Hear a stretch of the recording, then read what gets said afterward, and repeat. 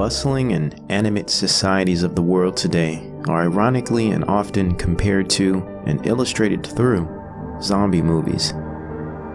As though eating, breathing, and conceding our way through daily tasks and routines are carried out by lifeless bodily structures, animated flesh lacking consciousness, exhibiting a zombie state. The exterior appears alive, yet is dead inside, empty and insatiable. Is it merely a coincidence that we have been entertained by a string of zombie flicks and series for the past several years? Or could it all be part of a type of zeitgeist, a dark ethos with built-in principles that projects a certain human nature onto the world, an indirect message of the state of humanity, possibly a type of pathogen, a transmitted disease of the self, one's spirit or soul, causing an epidemic within humankind, a zombie apocalypse.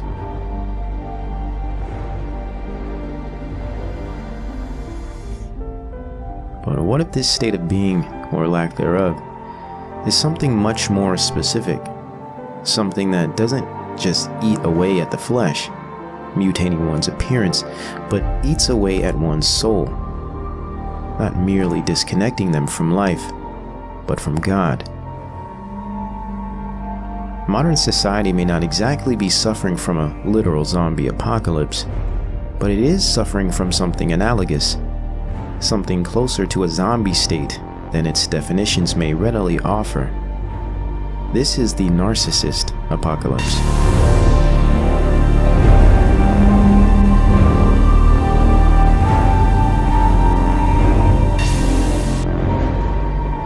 Narcissism is plaguing culture and mass society in a way like never before.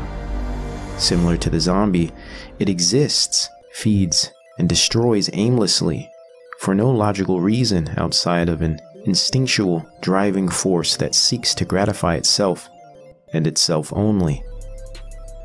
It has become more than a trend or behavioral extreme. It is now a general fashion statement, a philosophy to life and living.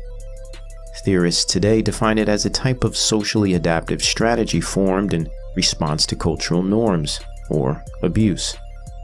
Moreover, narcissism has become a cultural pathology, the routine of a fake life, promoting a false self, a plastic and artificial world of redundant superficiality. Indeed, it can be found, recognized, and demonstrated in many facets of our society today. But for this specific installment, we will be focusing on a distinct subgroup, a diseased set of specimens infected by a deadly culture-borne pathogen of self-aggrandizement.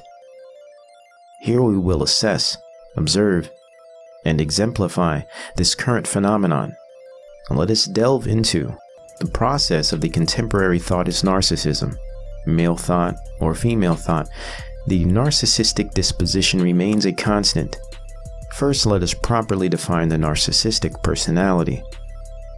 Narcissism is generally described by a specific set of enduring and habitual behaviors, starting with a pervasive pattern of grandiosity and fantasy or behavior, pathological dishonesty and embellishment, a need for admiration, and a lack of empathy or regard for others.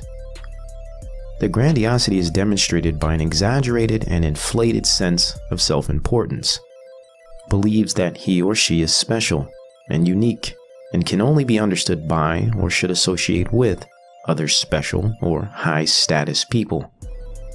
High status is usually defined by attractiveness, power, some coveted subjective quality, or wealth. They have a sense of entitlement or superiority and require excessive admiration and attention from others to regulate a fluctuating sense of self-worth. They are often, though it is usually concealed, deeply envious of others, ultimately dissatisfied with themselves, and believe that others are envious of them. And lastly, the narcissistic personality type is extremely shallow and lacks any true depth. This type shows an air of arrogance and superficiality, with haughty behaviors and attitudes. It should be no surprise to the viewer that this criterion sounds like a brisk skip through the tulips of 2019 American culture. Hence the commentary on the significance of a narcissistic apocalypse. For the sake of this installment, we will have to approach narcissism with a more focused and laser beam view, since it is such a massive and multifaceted disease, and the subject group of topic is unique unto itself. We will only have time to address a certain type of narcissism, and that is somatic narcissism.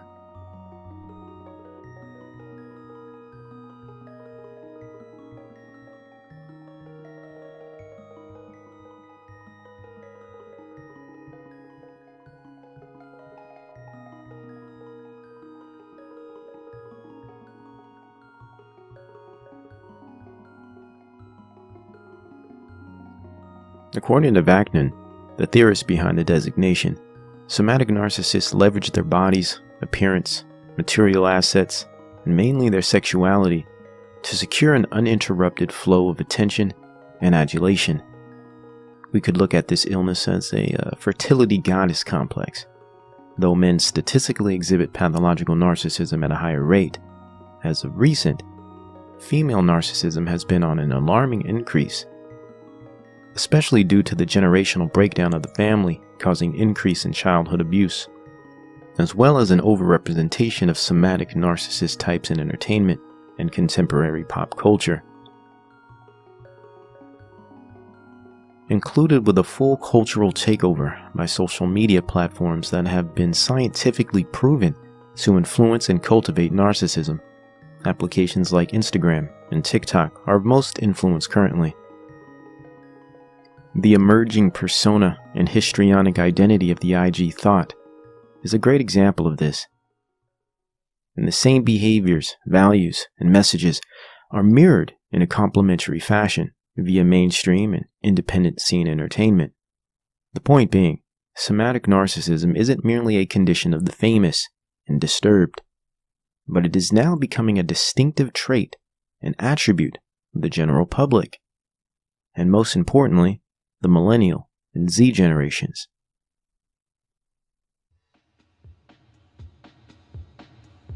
What are the typical features of somatic narcissism?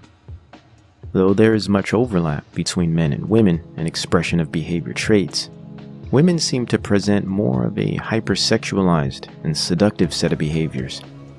More of what we would call histrionic traits seem to be present within somatic female thoughts. Histrionic behavior, borrowed from the traits of histrionic personality disorder, a subset of cluster B narcissistic patterns, is mainly described by an obsessive need of attention, positive or negative, with a preoccupation with the need to be the center of attention, coupled with exaggerated affect or inauthentic emotionality and dramatic behavior, followed by a very seductive, sexualized, overall nature. The attention and status achieved through sexual seduction is the oxygen that the histrionic breathes. Though histrionics can display themselves in unique ways, they often boil down to either introvert or extroverted presentations. A good example here would be the difference between Ariana Grande and Miley Cyrus. Both, through their public displays, appear to demonstrate textbook examples of histrionic somatic narcissistic features, but both exhibit rather opposing styles of histrionic presentation. We will go into how these types of behaviors develop, but for this presentation we will focus on pointing out signs, symbols, and cultural significance within somatic narcissism. Somatic narcissists in pop culture entertainment typically display behaviors of a sex addict or the histrionic. One important point to make here is that sex addiction is always synonymous with narcissism. This goes with porn addiction and masturbatory fixations as well. These are all different signifiers of narcissistic illness. Though we also must mention that not all narcissists are sex addicts or porn addicts, but all sex addicts and porn addicts are inherently narcissistic. We will also eventually be going into the development of these toxic preoccupations as well, but let us continue. A glaring component of somatic narcissism is the obsession and distorted identification with one's body, properly termed dysmorphia. All narcissists suffer from dysmorphia to degrees, yet the somatic variety suffers in the most debilitating way. The current thought and processes thereof are imbued with identity and bodily dissatisfaction and confusion, or some level of body shape obsession. Most importantly, the body is always used to sexually seduce, sometimes in subtle ways, and in others overtly. But the body and appearance is always utilized and accentuated to garner attention or praise, envy, or lust. It becomes a source for and a gauge to determine self-value. Since the thought process is void of a complete and stable sense of self, a lack of depth, substance, and character, they resort to a base-level form of consciousness and identification. She becomes an object and objectifies herself in order to create a self, an image to provide some sense of meaning or purpose. The postmodern era thought of today is a somatoform, or a woman with warped body issues and a low sense of self-worth. Usually exaggerated, promoted, and accentuated for praise, the somatic narcissist hates their body, as they do themselves, and they leverage it like a tool to secure a false and sexualized sense of self-identity. Evidence for this idea is their exaggerated and distorted display of bodily proportions. They aim to advertise themselves as a caricature and not a natural human being. Similar to a bulimic, a sufferer of anorexia, or the gear obsession of bodybuilding gym bros, the perfect body-fixated somatic narcissist is incapable of rationally perceiving the true state of their own bodies. In their eyes, it is always flawed and deviates from their twisted sense of perfection or cultural standard. Hence their obsessive motivation to enhance it, poke it, and fill it with substances, or purge, defile, and pervert their form until it appears to fit within the demented vision they faithfully nurse in their minds. What's worse is the trends that follow. By way of the halo effect, and cult of personality, and cult of celebrity, these dysmorphia-born demented visions become normalized into society and pop culture. Their cartoonish bodies are lusted after by the sexes for no good, healthy, or rational reason, and even mimicked and adopted by the narcissistic general population.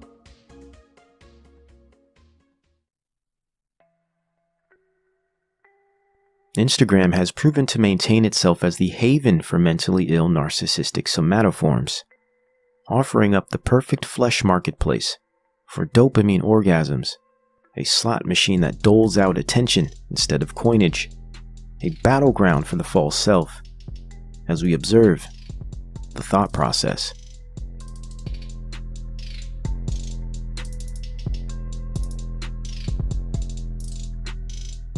They crawl and occupy social media feeds and story threads to be seen, revered, and reminded that they matter. Remind them that they are real and alive. They treat their face the same, like a detached edifice, an ornate storefront selling the goods, a prized bread-winning horse in the big race, beating their face, as it were. The somatic narcissist leverages their facial structure with elusive contour and exaggerated flair to again secure an uninterrupted supply of attention, adulation, and praise. The deep-seated insecurity of the narcissist needs a consistent stream of reassurance and acknowledgement.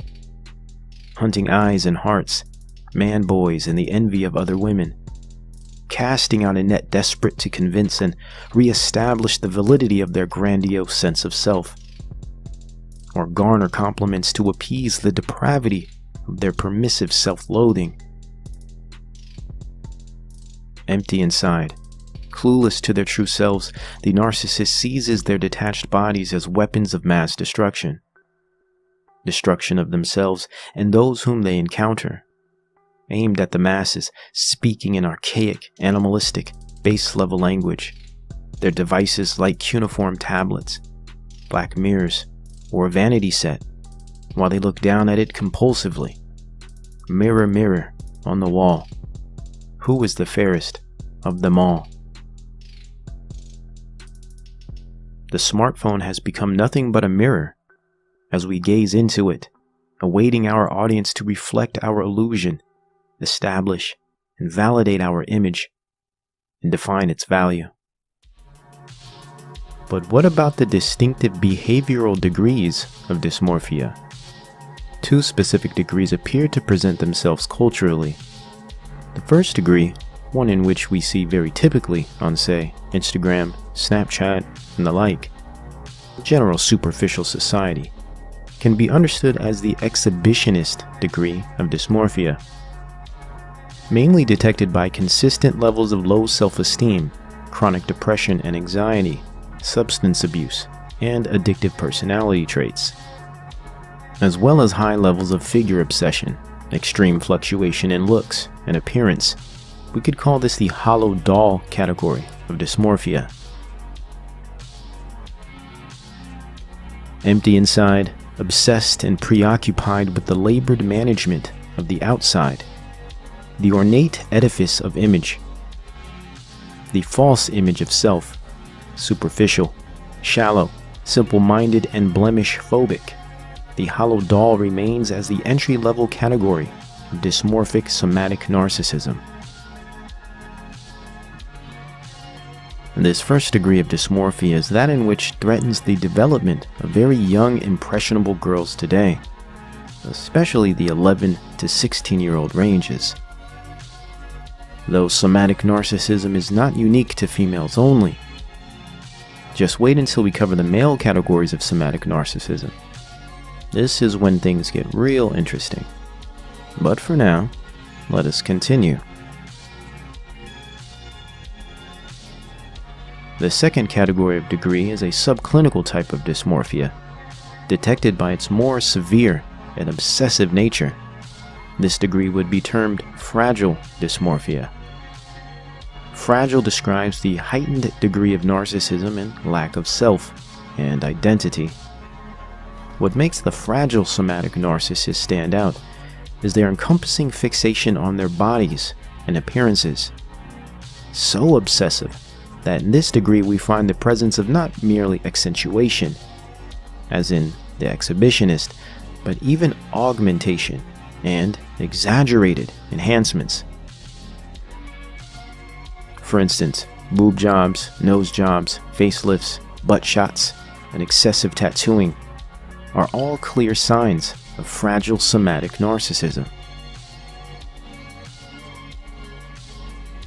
Usually following the exhibitionist stage, hereby investing in a diligent existence of body and image transformation, a life on stage, reshaping, remolding, and ever improving one's body and image to survive and feel real. The excessive and obsessive nature of their need to seduce and appeal to others is indicative of pathological narcissism, demonstrated by a hypervigilant attempt to be seen and coveted, which is a result of a massive void of self, fear of intimacy, and insecurity. Kim Kardashian and sisters would be the quintessential example of a fragile somatic narcissistic family.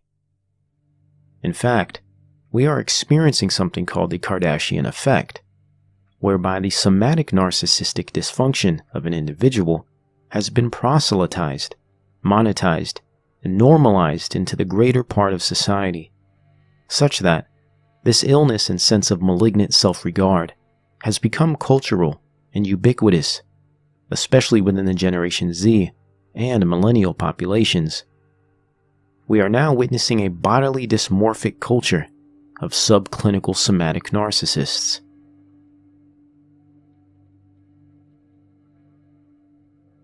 The Kardashian effect is demonstrated not only by its proselytizing fans and followers in the civilian world, but also through the factory-like production of dysmorphic clones in the entertainment world. For example, and likely the most influential Kardashian effect result to date is Nicki Minaj, arguably the best example of the histrionic somatic narcissist we have at the moment. Minaj has seemed to apply a ruffian, primeval aspect to her narcissistic image.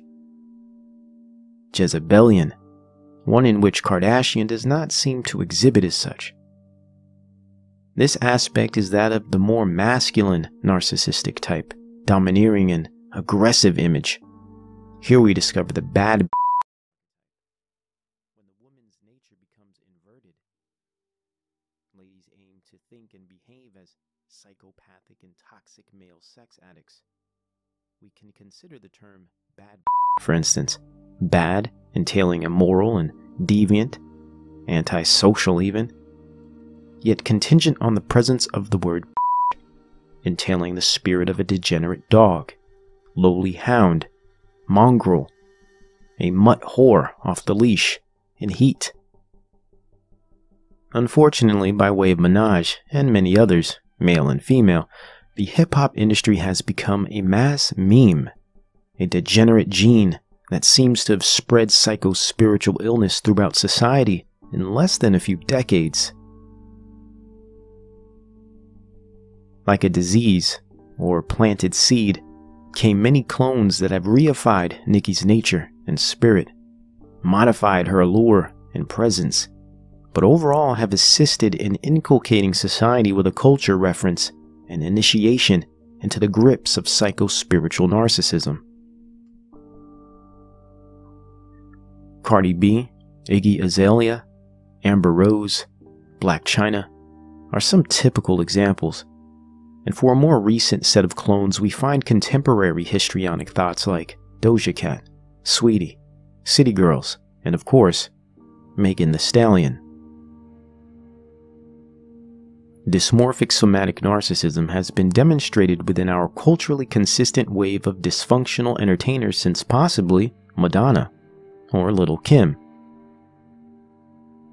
And even prior, say Marilyn Monroe, Betty Page, Bridget Bardot, Josephine Baker, Mae West, Jean Harlow, and of course, Pam Grier.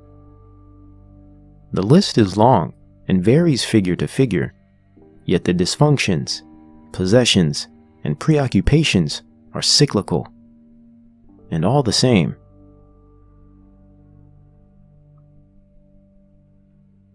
Again, we witness the modes of somatic narcissism through bouts of depression and self-loathing, emotional dysregulation, serial dating, infidelity, and patterns of toxic relationships. Fluctuating feelings of self-worth and image, the often histrionic, and even sometimes borderline, as with Lindsay Lohan, but always narcissistic.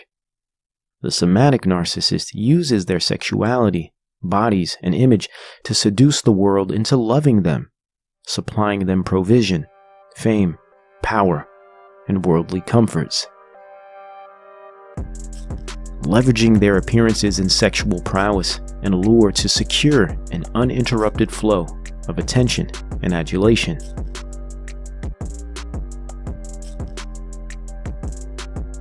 Arguably the most devastating and disconcerting category of entertainment somatic narcissism is that of pubescent somatic narcissism. Give me your wallet. Targeting young, impressionable children, the pubescent, pre and post, with sexually mature and adult-themed content. Today, we find a plethora of histrionic-type somatic narcissist artists that single-handedly shape and mold the next generations of young girls into their image. Bite-sized fertility goddesses posing as idols for the impressionable masses. As we mentioned earlier, Miley Cyrus and Ariana Grande currently occupy the most influential positions. But there are many other counterfeits and clones that have emerged from the damp and darkened woodworks. Somatic narcissism defines the character of modern female pop art and entertainment today. Dazed and confused, used and reused, addicts, and erratic. The industry emits, regurgitates, pumps out, and supplies tragic acts like Lana Del Rey, Bella Thorne, Noah Cyrus, Halsey, Demi Lovato, Kylie Jenner, Katy Perry, Blackpink, Little Mix, and even some of the less sexualized, eclectic, and more cerebral type, also known as covert narcissists.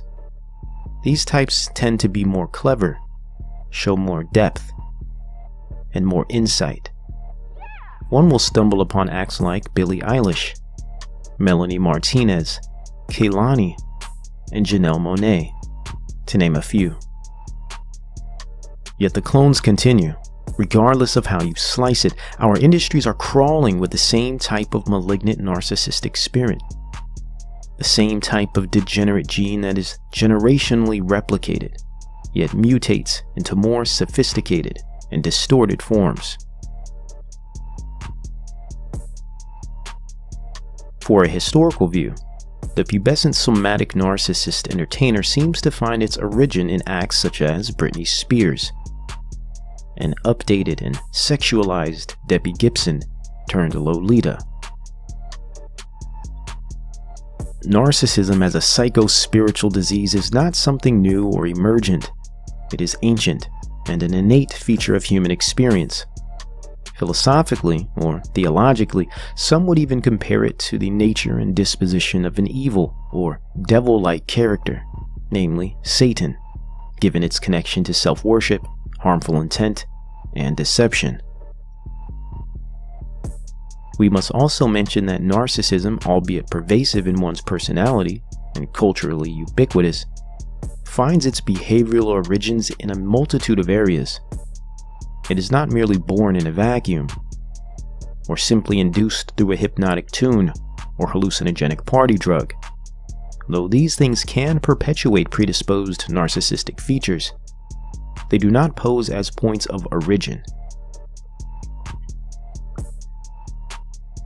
Though narcissism is generally described as a developed response to childhood abuse, there is a genetic component of heritability that must be considered. Though scientific literature describes narcissistic traits as 20 to 54% genetically inherited, we can assess a specific study for reference. According to the Torgerson study of 2008 at the University of Oslo, 24% of narcissistic personality disorder traits were estimated to be inherited within the subject group. We must address the heritability of narcissism to counterbalance its developed capacity by way of abuse, as well as its learned capacities by way of culture. But when taking all in account, studies, history, and culture has demonstrated that, objectively, sustained abuse within childhood is the predominating factor behind narcissistic behavioral expression. Interestingly, and as a correlate, a great majority of somatoform celebs and entertainers come from broken homes and abusive childhoods, and suffer from many different types of addictions and drug abuse. With that being said, it would follow that those in the general population that are easily influenced by these artists and go as far to adopt and embody such behaviors very likely have a shared family and childhood past. Though the most one can do at this point is speculate on these ideas, the scientific literature, mental illness report rates, and our cultural debasement as an example seem to provide plenty of evidence to suggest these observations are accurate and affirmative.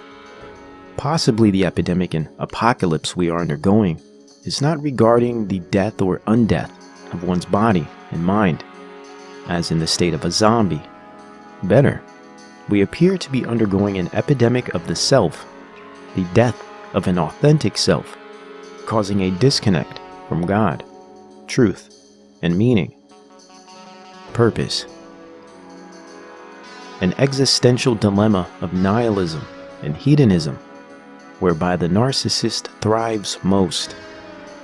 A neoliberal dystopia, prideful, entitled, and exploitative. leaving a mass of bloated avatars jousting for attention and power, whilst utilizing sexuality, their bodies, money, and delusion as a weapon, as their god. So a general example, these characteristics are typical of cluster B behavior, so mainly histrionic, narcissistic, borderline presentations. Their instability of self-image, instability of self-worth, make them especially prone to misjudge their bodies. Okay, so this is why we see them so preoccupied and obsessed with their appearance, because their self-worth, their self-image is unstable, so they're prone to constantly judging themselves, sometimes positively, like they may think they look good when they really look horrible, or negatively, they may look fine. They might look absolutely fine and they think they're ugly. They think they're fat, but they look totally okay. They look healthy, right? But to them, they're just like, no, something's wrong with me. So this is this whole idea that somatics suffer. It's always about the body, right? It's always about something's wrong with my appearance. Something's wrong with my shape. A general example is the somatic presumes themselves to be sexually irresistible. Here we're more speaking towards the histrionic type, the hypersexualized, like Kim Kardashian, right? A person that puts out sex tapes, you know, a person that has a long history of serial dating, a person that is literally a type of cultural prostitute. Great example of a somatic type. Not to mention she does the plastic surgery, she has all the body dysmorphia. It's really, really perfect example. But yeah, sexually irresistible, exuding sexuality, right? Statuesque in shape, right? Godlike in appearance, chiseled. Okay, you use that term. Oh, I want to be chiseled. This idea of chiseled or Coke body shape. These are all like ideals that kind of sets the tone for the somatic narcissist. Chiseled, Coke body shape, etc. This idea of Greek god, right? It's often referenced, the body of a Greek god, right? These are all different forms of somatic narcissistic perspectives. And people who are preoccupied, this is a good way to look at these things. Now, of course, anyone preoccupied with this stuff, they're not Christians. Okay, let's just get that straight, right? People who are just totally focused on all of these things, they're not Christians to begin with, even if they claim that they are. Okay, because this is flesh consciousness we're talking about here. All of this stuff is flesh consciousness. Right? It has nothing to do with the truth. It has nothing to do with the Most High God. It has nothing to do with Christ. It's all about achieving your own satisfaction, your obsession, your preoccupation with flesh. Anybody that's into this, anybody that's obsessed with being chiseled and Coke body or is constantly referencing these things, or is only attracted to certain types, or has some rubric for what beauty is. These are all different representations of somatic narcissism. Very easy to see. They dedicate immense time and effort and money, mind you. Okay, these people put a lot of money into this stuff. Okay, time, effort, money in altering their bodies just for the achievement of attention. Gym bros and bimbos, these are great examples of somatic narcissists. You go to the gym, you see all these, there's this archetype now, the gym bro, right?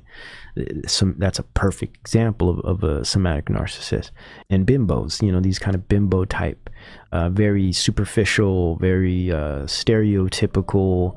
The Stacys and the Chads. The Stacys and the Chads are great examples of somatic narcissists. And it's interesting how these characters, these archetypes, organically come about out of culture. The Stacys, the Chads, the incels, they've organically come out of culture. It's not like someone wrote this stuff. This is real reaction to society and the fallen nature of man. It's a real reaction, and it's fascinating to me how when they create these organic ideas, they perfectly equate to things like somatic narcissism, things like cerebral narcissism, things like spiritual possession. They perfectly align. They're just parallel with all of this stuff. It's really interesting. Yeah, they're masters of seduction. Okay, these people are masters of seduction. They're masters of sexual seduction, mainly. And even they'll seduce you with their belongings. They'll seduce you with their cars. They'll seduce you with their brand names, right? They'll find some way to seduce you. It's all about seduction. It's about seducing you into giving them that attention. Very animalistic, predatorial, pathological, right? That's what they're about. Sex, attention, and the envy of others is a form of currency to them. Okay, it's even worth more than real currency. That's why they spend all their money on it. Money's nothing to them. They want the attention. They want the effect. They want the reaction. They want to see you walking with that $5,000 bag or that, you know, those exclusive Gucci shoes or whatever, right? They want to feed on that. They want to make you envious. See, the narcissist wants to make you jealous. The narcissist thrives on you envying them because they hate themselves. And the interesting thing about narcissism is that they play this game like they're so independent and they're so strong and they're so brave. We understand that's a facade. But what's deeper is these types are actually codependents. The narcissist of all types. Doesn't matter what type, introverted, extroverted, vulnerable, grandiose, they're all codependent. They rely on your attention. They rely on your perspective of them. They rely on how you perceive them. Without you, they disappear. It's fascinating. They're compulsive consumers of compliments, of praise, and of attention. Cars, clothing, lavish, party life, luxury, lifestyles of the rich and famous. I mean, do you guys remember this show? I mean, it really popularized the idea of being rich and famous and being cool, and everyone wants to be like you. And then you add in the beauty. Really interesting how they were pushing this kind of stuff long time ago. It breeds the ideals, it breeds the worldview into the rest of society. So that's what's dangerous about promoting narcissism, is some people are predisposed to narcissistic behaviors based on their upbringing. A great majority of people are, to some degree, predisposed to some of these behaviors. Now, when they're brought up in a culture that just embodies all of these behaviors, promotes all of this stuff, they're susceptible to it and they fall into it, and they become stuck in the flesh, depressed, anxious, suicidal ideation, all of these things, right? Hollywood, the music industry, pretty much thrive on somatic narcissism. That's why I think it's important to even mention it, because our entertainment industries thrive on this specific type of narcissism. Online, especially YouTube, is brimming with somatic narcissists. And then you look at the IG models, Instagram, brimming with somatic narcissists. And the beauty industry, okay, the makeup and body modification industry. You know, now you got guys involved with this. It's like they live their life to paint their face.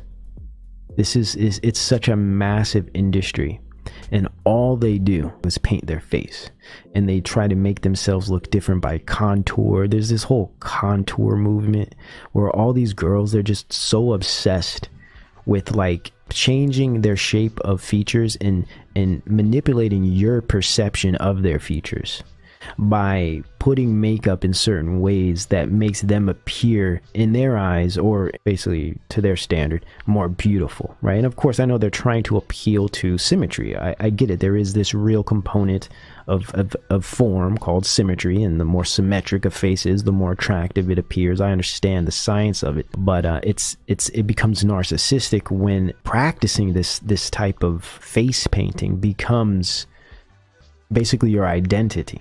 Right? It becomes a part of your self-esteem. It's now, every girl that wears makeup is not a narcissist. I'm not saying this, but what I'm saying is when you get into the depths of some of this, it's highly narcissistic, especially the Instagram models and the YouTube makeup artists and these makeup gurus and stuff. Really wild stuff, especially when you get the guys involved with this, these men, these boys, these whatever they are. They're highly possessed They suffer from serious illnesses, and somatic narcissism is the perfect type of narcissism that they struggle from. This specific type, it's very sensory focused, very body appearance, flesh focused.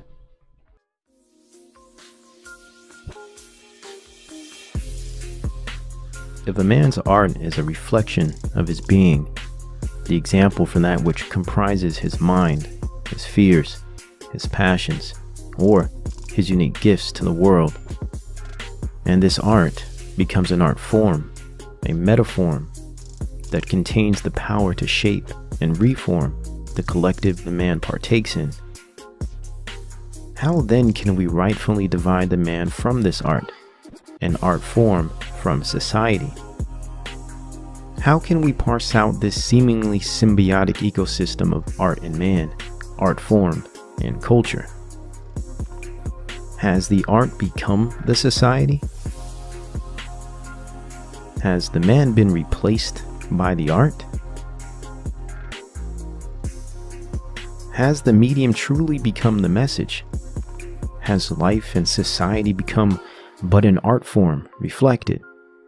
A systematic shuffling of curated images, no longer an authentic existence with direction and meaning, but a spectacle, a free-form social relation among people mediated by images.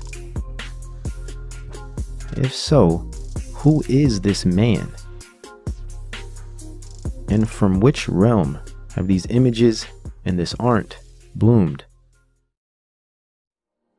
Art, like any other particular within this world, can be a cure or a curse, a weapon for good, a weapon for evil. Given this, one should always assess the creator, the craftsman, and his message, his foundation of most importance, because his base stabilizes that which he builds. If art form has become the house we now live in, let us be sure its foundation is secure and whole. But what we also discover is that the wickedness of man is great in the earth, and every imagination of the thoughts of his heart is only depraved continually. Is this the same man behind this said art form? This medium conjoined to its spurious message? Should we not be weary of such a possibility? Is there not cause for concern? Has this art form finally presented the alchemic marriage, the non-binary fusion of above and below, the Dionysian bathhouse of baptism? Has Thotiana and Thotimus re-established the pantheon of this world and rejuvenated the loins of its proles? What say you, Thotimus? And what role do you play? What's fascinating about postmodern pop culture today is its unbridled ignorance and naive sense of even its most tacit and obvious representations. Thought culture, for instance, or the consensus on slang terminology, its meanings and taxonomy, and all the patterned behavioral archetypes that follow. They have no real conception of what they believe in, essentially. They have no clear understanding of their own behaviors, wants, and primitive desires. Like feral animals, they frolic and spew. Like wind-up toys or battery-powered trinkets, they click and clack about, sputtering a broken language they create as they go, or learn as they attend to their culture, taken by the whims of emotion and libido. Here the clueless and rabid masses construct a disembodied and brave new world. The interesting aspect of it all is that their cultural behaviors and compulsions are extremely easy to describe through different forms of psycho-spiritual pathology. If they only knew that much of their trends and postures accurately describe verifiable examples of pathological mental illness. Right. Crazier than crazy. Documented sets of toxic behaviorism, and types of activity found in demonology. As we witness the inversion of the sexes and merging of the genders, we also discover a pathology within public behavior. As a culturally dominating feature, we can see somatic narcissism restructuring the order and direction of things, foreshadowing things to come, while disintegrating things that once were. Thotimus, we will call him, or the postmodern male of today's popular culture, is a great example of the pathological somatic narcissist. At times grandiose, and in others more vulnerable or covert, the somatic type of narcissistic male is all-encompassing and permeates the structure of what we once knew as masculinity. In fact, and to be clear, there is very little masculine about the postmodern male today. Often described as toxic masculinity, alpha male, or chauvinistic, male culture today is not masculine at all. It has become an inversion of masculinity, a distortion of its principles, similar to how femininity has experienced an inverse treatment. As a butch woman, and dating has been awesome. For me, it's about being dominant. Sex toys just like totally aren't my jam. As a butch woman, I like to use my hands. The somatic narcissistic male of today is a pseudo-alpha specimen, coupled with a sensual, beta-type nice guy specimen, a weak, emotionally unstable, and insatiable childlike being. Both, and to varying degrees, pursue the life of a false self, consumed by self-deprecation or grandeur, pornographic obsessions, and a reliance on the acceptance of others.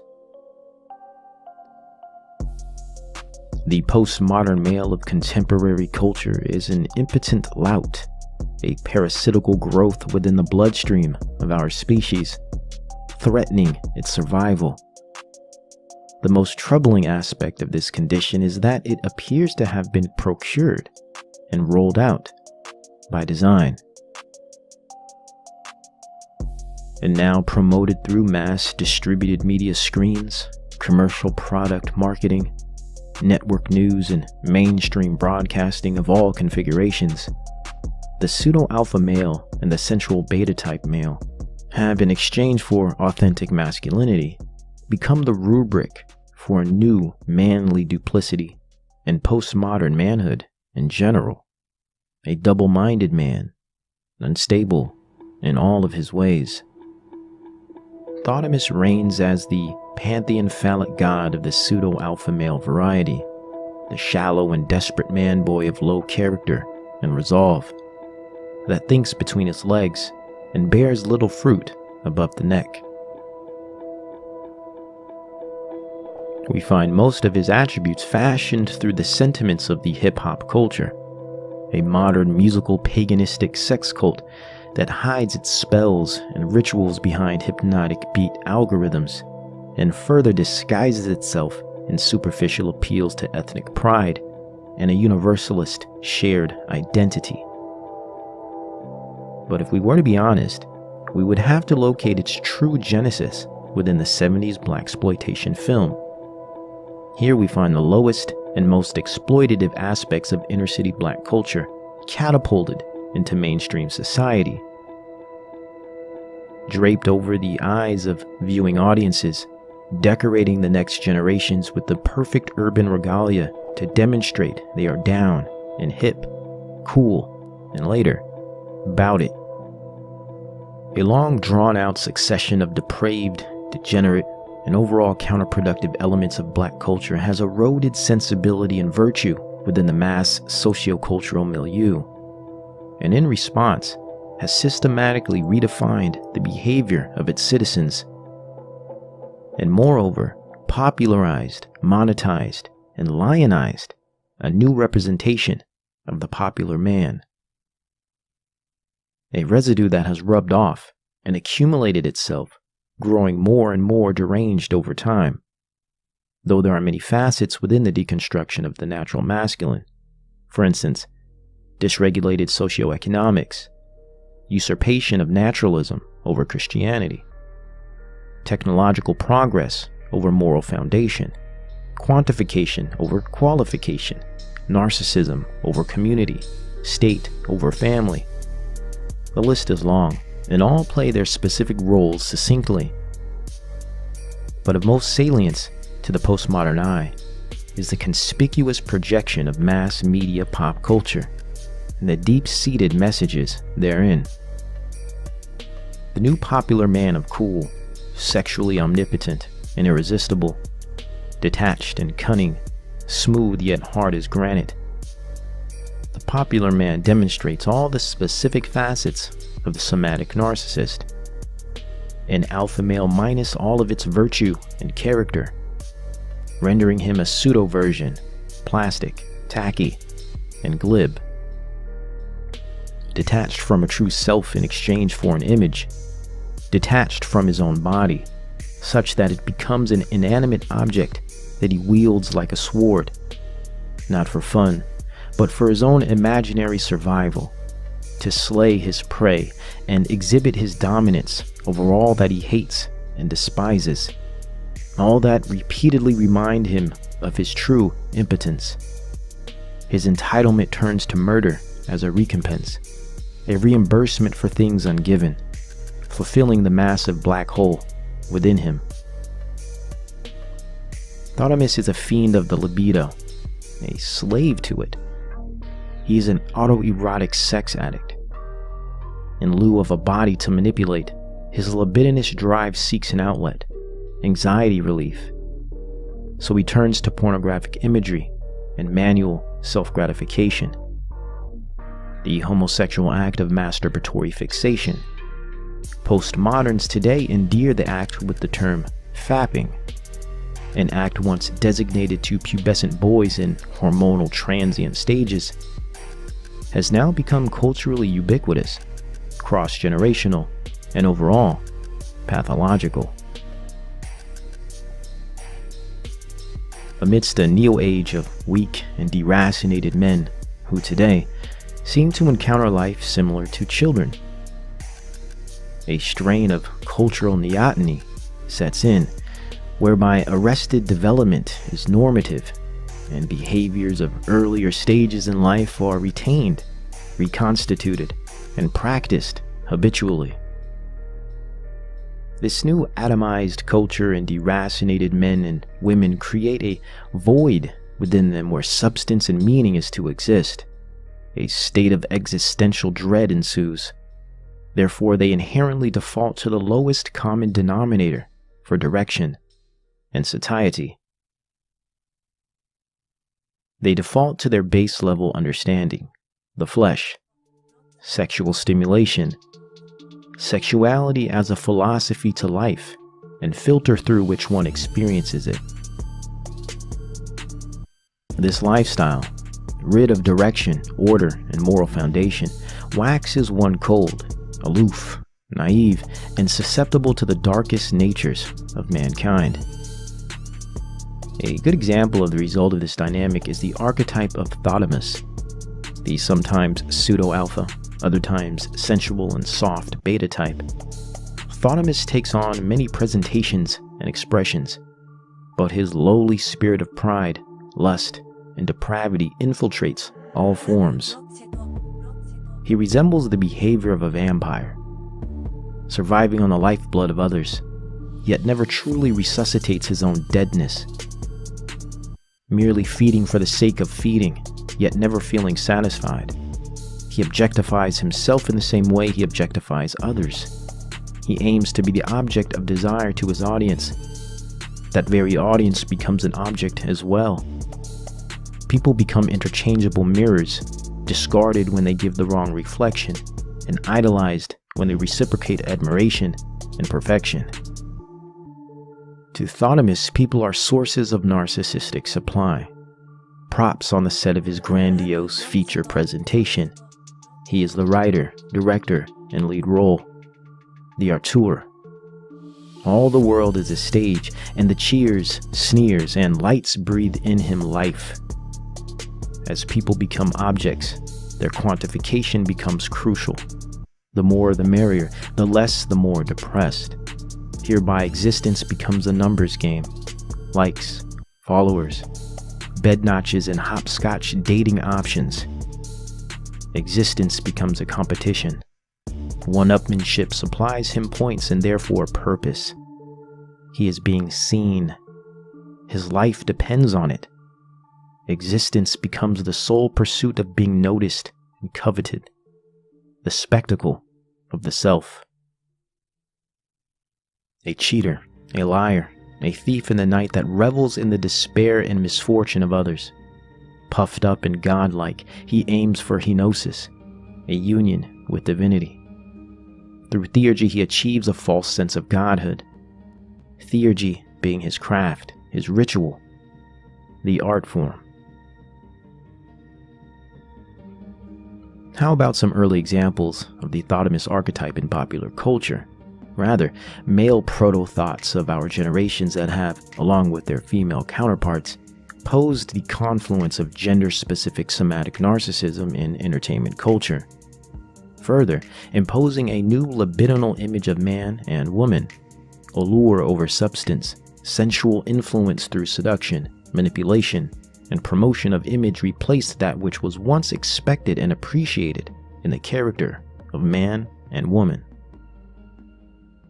Several influential and classic alpha-type examples of thoughtomists would be James Dean, Elvis Presley, Paul Newman, Sesu Hayakawa, Melvin Van Peebles, Shaft and Dolomite, Richard Gere, Burt Reynolds and Tom Selleck, Fabio, and Antonio Banderas. Examples of more beta-type male thoughts would be Rudolph Valentino, Rob Lowe, and Johnny Depp, to name a few. But the male thought of today seems to be much more influenced by the music industry than Hollywood. Though they both play a part, currently young men today seem to demonstrate a postmodern hip-hop induced variety of male degeneracy. With that being said, it would only be right if we look back into some early music cultural influences that have manufactured the contemporary male thought of today. Music and its strategically designed artists have always had its seductive and libidinal influence on its audiences. Performance art in general has demonstrated this component. Vaudeville, for instance, which one could argue single-handedly laid the foundations for the porn industry that would develop decades later. The art form here seems to provide a type of trance-like experience through auditory forms, and mixed with specific messages and images. Certain moods are then created, reactions and behaviors are then produced by way of those moods. Here we find a stimulus-reaction cycle in entertainment music that can be described as libidinal induction through hypnosis. The libido, or sexuality, plays as the linchpin within the process of the entertainment-born stimulus-reaction cycle. This specific cycle is that which has not only been used to popularize entertainers and musical brands through seduction, but resulted in a cultural affect that mirrors the messages and libidinous nature of the entertainment. Simply put, degenerate music has exacerbated degeneracy in culture by reinforcing its affect through repetitive exposure. And not just repetitive exposure alone, but repetitive exposure across demographics through cross-generational indoctrination. A little something for mom and dad, grandpa, grandma, and a little more for the kids.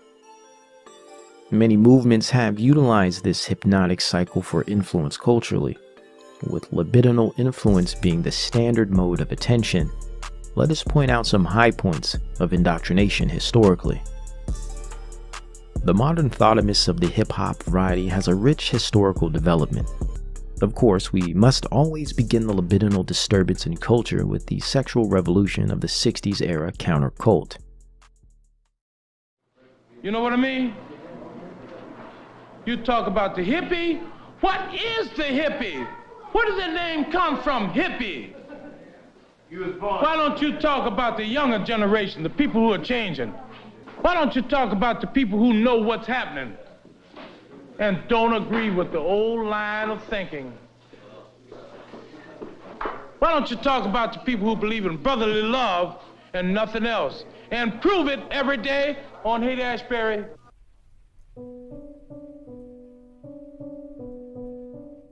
Here, the confluence of sexual and value promiscuity, drug abuse, unbridled pursuits of pleasure, and passive leisure uprooted all semblance and order within humanity, kicking off a greater path of deconstruction and derailment of human existence on Earth.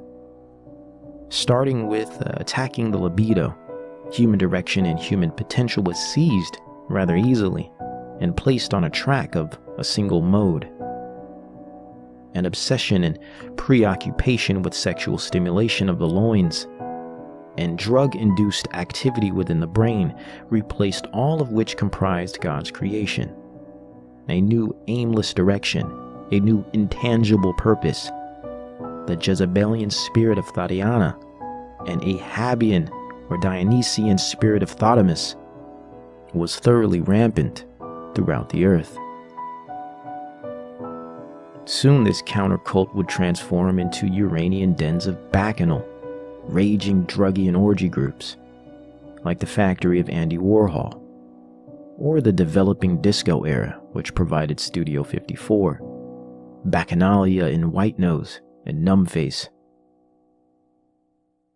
How does all of this relate to the current Thotimus of today? Well, where do you think hip-hop got its start? Why, yes, the disco era, and its culture birthed the first representations of the hip-hop movement. Though it is taught that Kool Herc and this one-man band organization spawned the art, it is rarely taught where most of its music was experienced, and where most early popular rap acts were allowed to perform. The dark and dreary homosexual dens and bars that reside within and adjacent to the inner city communities.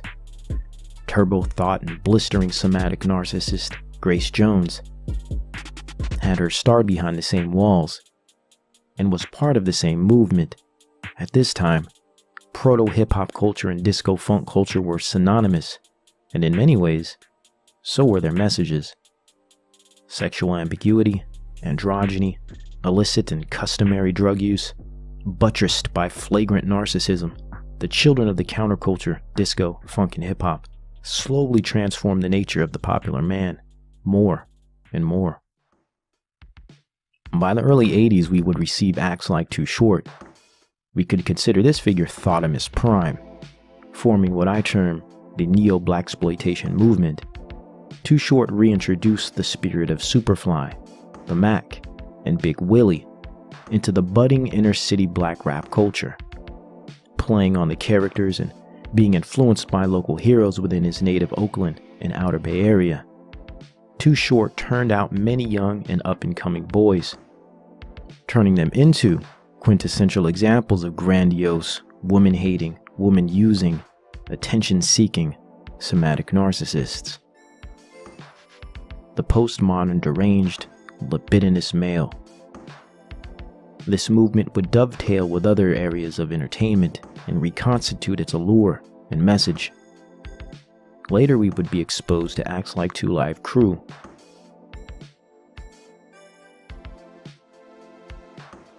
Naughty by Nature, Snoop Dogg, and many, many others that passed on the somatic tradition of Thotimus to younger and next generation boys.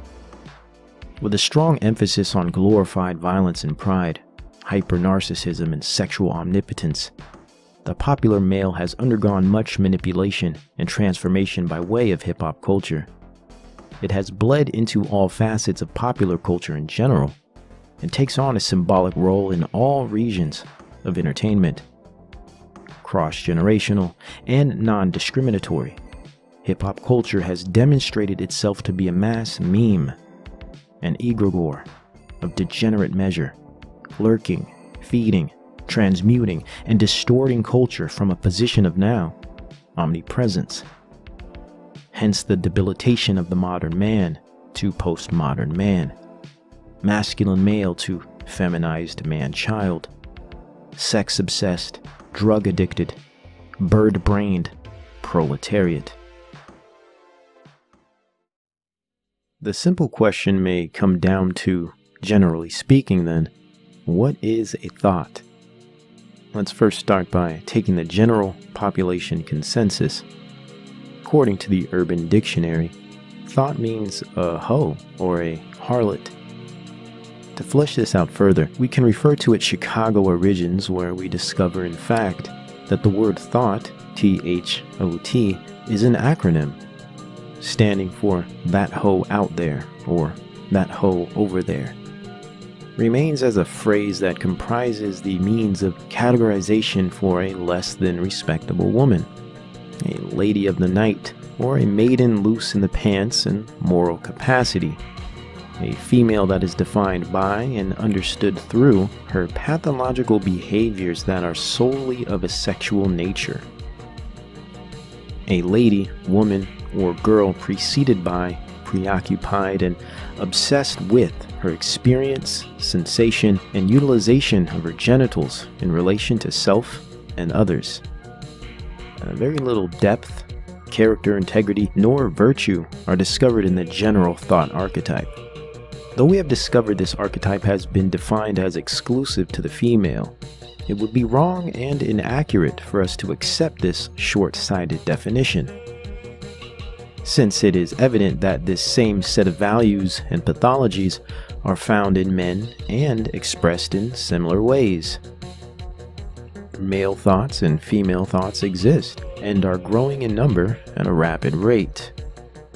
Moreover, it is not any issue of gender that we need to address here, but it is the set of values, dispositions, and behavioral pathology that underpins thoughtery in general that calls for an in-depth assessment.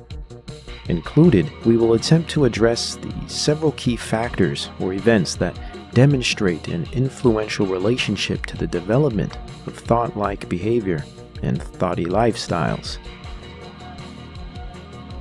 I maintain, and as a hypothesis or held contention, that the thought archetype is but an indirect or incidental pop culturally born euphemism for subclinical somatic narcissism.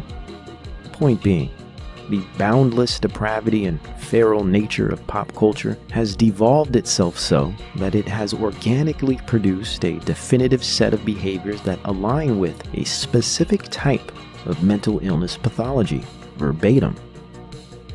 And that pathology, I maintain, is that of somatic narcissism. Within that pathology, we find both varieties of narcissistic expression, those being based in either an introverted or extroverted temperament. Covert, also known as vulnerable narcissism for the introverted, and grandiose or overt narcissism for the extroverted. In many cases, especially those of higher severity and clinically diagnosable, one will find expressions of both covert and overt narcissism. Typically comorbid in these presentations, one will discover elements of cluster B behaviors in men and women. What is the simple point being made here? Overall, what popular culture today deems as the thought is theoretically a provincial take on something extremely sophisticated and well documented. My hypothesis is simply that the thought is merely a slang description or strictly symbolic example of the cluster B personality, and namely, a somatic narcissist. And just like this cluster B personality spectrum varies in its expression, locations, and demographics, so does the behavior set within thoughthood. All thoughts aren't the same. They all do not walk, talk, and look alike. Thoughtery is not age, race, gender, class, or orientation specific, nor is the condition permanent, though they speak the same language.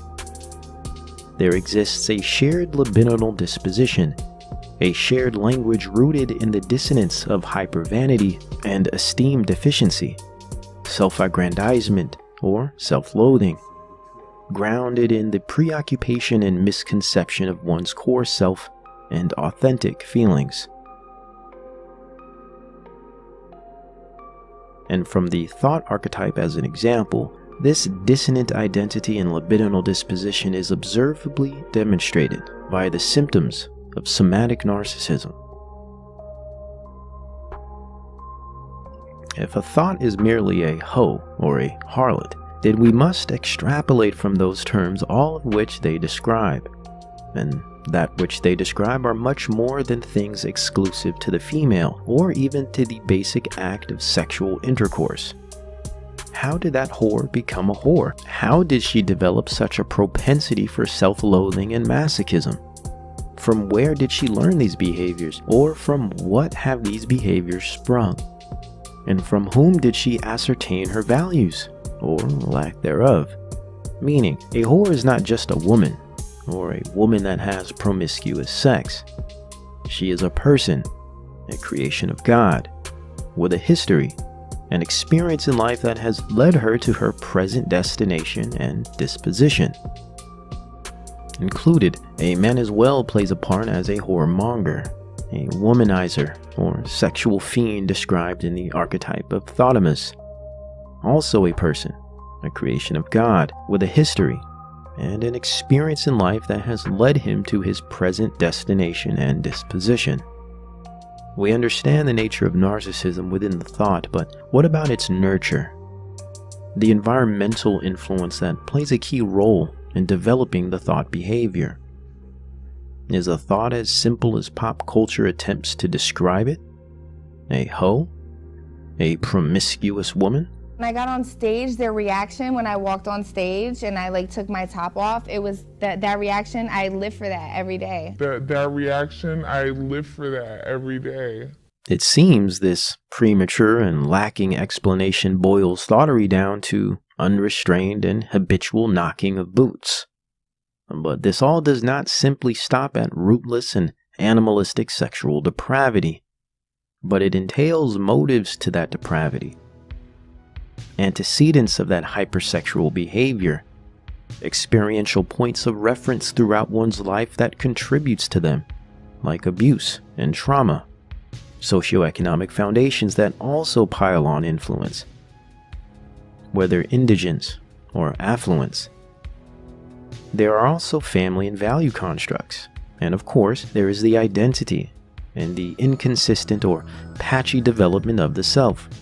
All of these variables combined formulate the makeup of one given to the ways of thoughterly, the true composition of the harlot and whoremonger, the rubric to thoughthood by ways of Thotimus and Thotiana, the narcissistic personality and pop terminological form.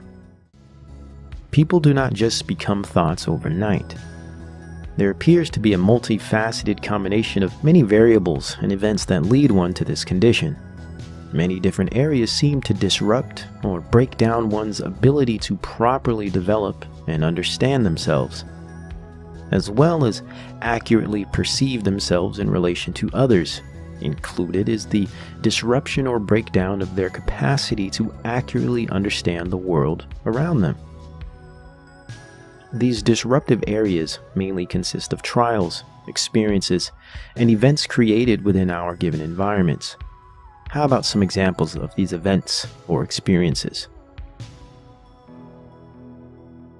An event would be one that relates to our immediate familial setting or dynamic of upbringing, our social group, culture, institutions and industries, and epistemology, or our collective basis for general knowledge.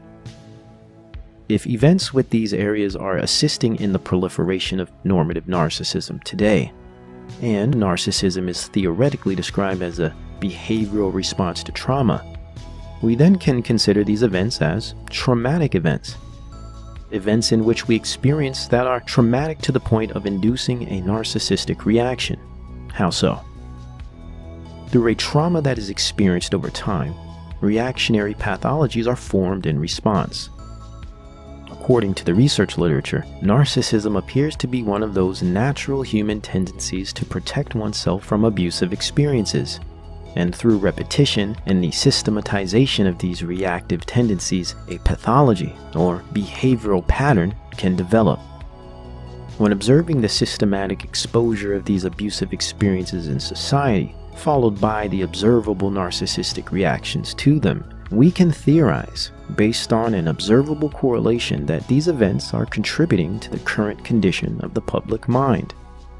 Then further, through socio-cultural influence, these tendencies are often rewarded, reciprocated, promoted, and appropriated within the given environment, whereby narcissism becomes a trend, a praised attribute, and mirrored behavioral set amongst peers.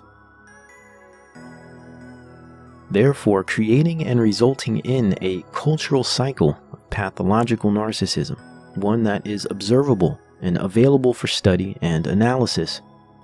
Let us go over several of these events and areas of social experience that seem to facilitate this culture-born condition.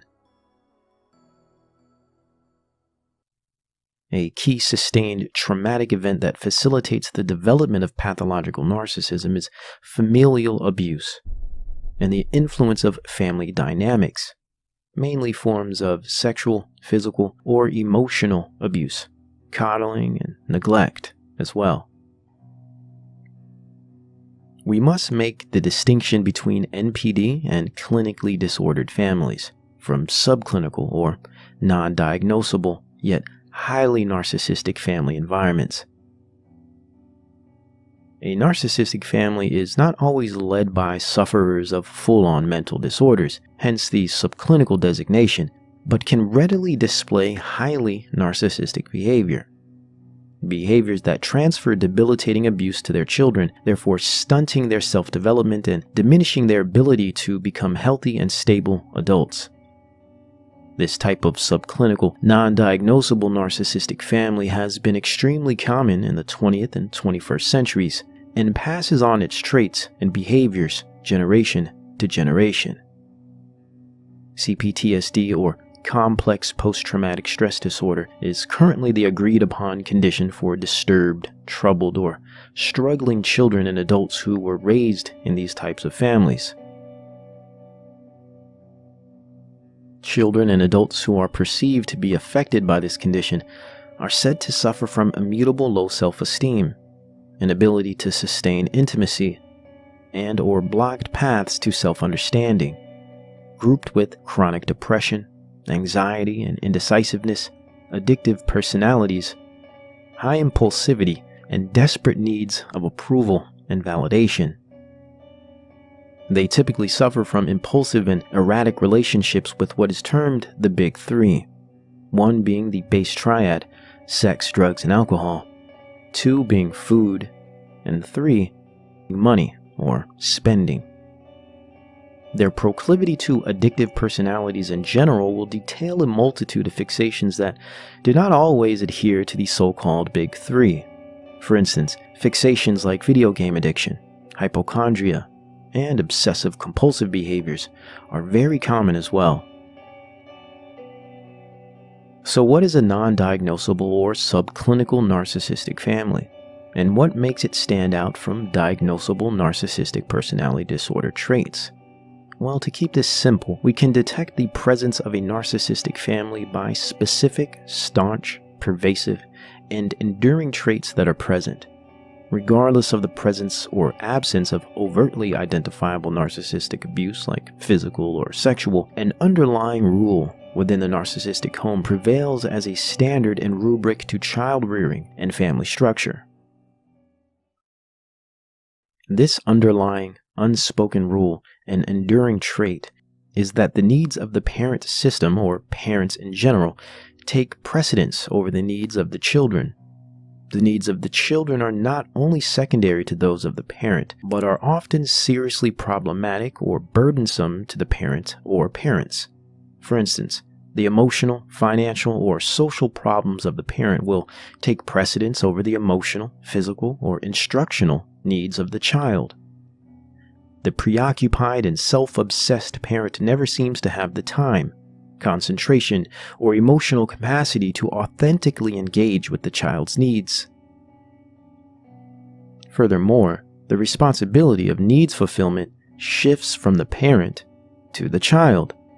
The child is then forced to ignore their own needs and confusions in reaction to them noticing the parent's needs and issues are more important and granted true attention and energy instead.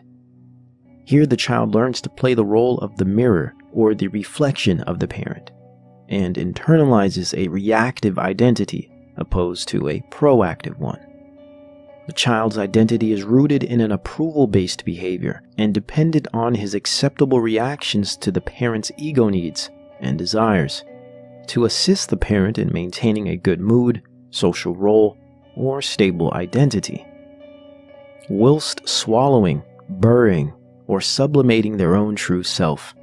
From this point forward, the child is barred from developing a stable identity of their own and develops a false sense of self as a sacrifice and ransom for the broken self of the parent.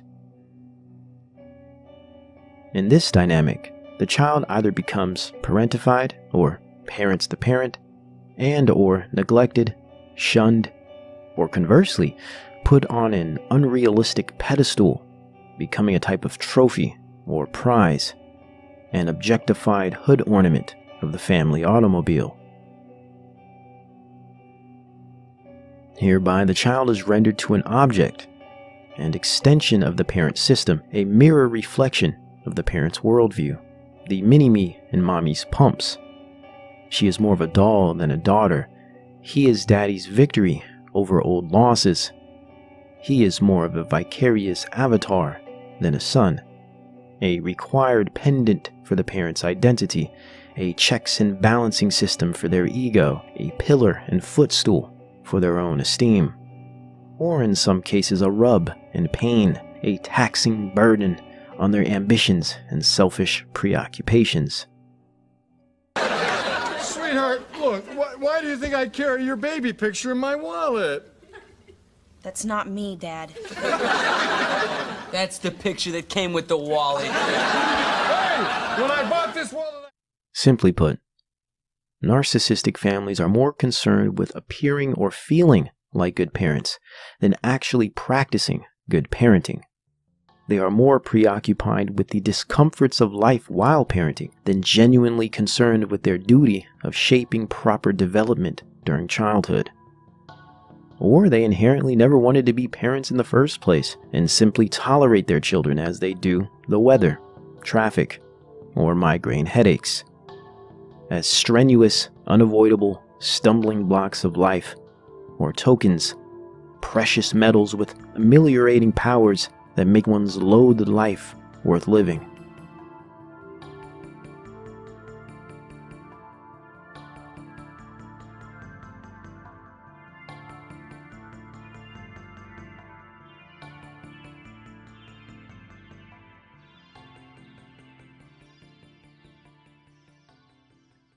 They either swallow the child or play hide and seek, pretending to be invisible. Therefore, the child grows as a reflective and reactive subparticle of the family, an all-or-nothing afterthought. Never a true individual with authentic personhood, but a sidekick, a project piece or frame on the wall of a vapid and superficial home. The child is then, and throughout adulthood, debilitated in any true sense of healthy development. But it is also important to mention that the formation and proliferation of narcissism is enigmatic and hard to pinpoint. For instance, abusive families produce perfectly healthy and stable children, while perfectly stable families can produce abusive and disordered children. Nature-nurture dynamics, predestined orders of God, as well as developmental interactions between varying personality types seem to provide the most accurate explanation for this perplexing arrangement. Just because one has been raised in an abusive family does not guarantee that one will develop such disruptive psycho-spiritual conditions. Nor does stable and consistent family life promise stable and consistent adulthood. There are many factors at play, and exceptions are always considered. Yet it is the rule in which we are discussing here that appears to be having the greatest negative effect on the public mind and society as a whole. Another important traumatic event for the populace is the ongoing and systematic presence of 21st century technological conditioning.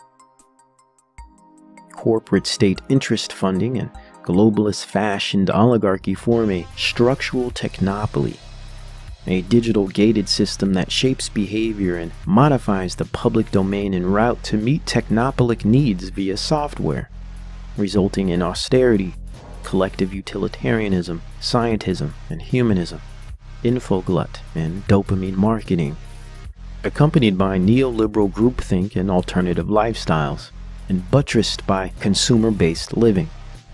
Society, mankind, and the earth is mechanized and atomized, deracinated, and uprooted. Examples of this technopoly framework is discovered through the likes of intrusive and conditioning-based smart technology, social and economic AI management systems, and algorithmic societal maintenance and industry management. Here we discover an event that, similar to how the narcissistic family renders the child to an object, technocratic narcissism renders the human being to a piece of software, quantifiable numbers and symbols. Here we get the idea of Schaeffer's concept of the particulars, or Ellul's concept of the means, where man no longer knows his ends and becomes the means for which have no direction, an object or means for the fantastical and dystopian ends of the state. Man becomes a food, a cog, a parasitic flesh bag of cells only interested in feeding, empty and lost, blind and aimless. All for them from here, the proles and eaters. All that is left is desire, novelty, leisure, and time.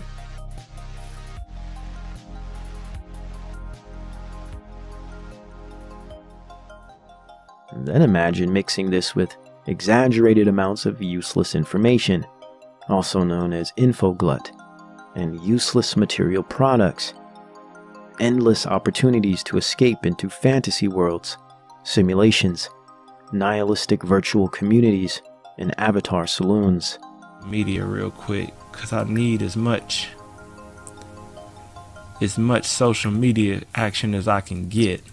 Oh, my lights just went out again. Power has been shut off. Pay your bills. Where are my bills? They're out here. Pay rent. There we go. Rent only $4.50. That's not even that bad. Whereby the destruction of natural human engagement ensues. Relationships become business transactions. Getting to know one another becomes a shallow game of show and tell. Love becomes but a mystification, a religious ritual of you show me yours and I'll show you mine, until I am bored. As we spin the bottle on Tinder and cancel plans for dinner, we slowly become less human and begin to resemble the rote functioning of the devices we carry in our pockets, tending to our vices and compulsions, changing the images of man as our endless feeds supersede our deepest needs. A society that no longer reads, but can bleed bandwidth and type for hours a day with only their thumbs. Imagine a world where all of this exists, in concert, in ballroom dance attire, taking to the wind in full spin and embrace. Well, you get the prelude to the year 2020, the perfect environment for the dehumanization of God's glorious creation. Therefore, honoring the prince of this world and air, finally proliferating the malignant narcissistic personality throughout the earth.